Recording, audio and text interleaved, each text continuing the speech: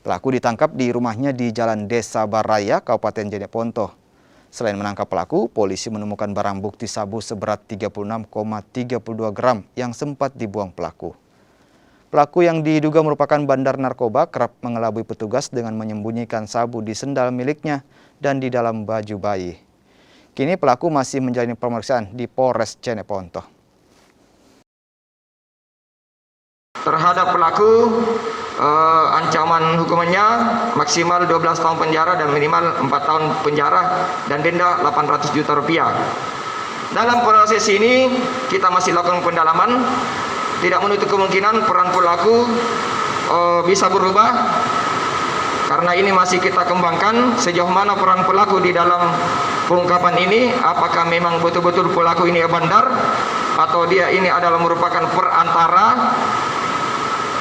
atau bahwa pelaku ini merupakan pengedar, ya, bandar atau pengedar yang selama ini sudah sering mengedarkan.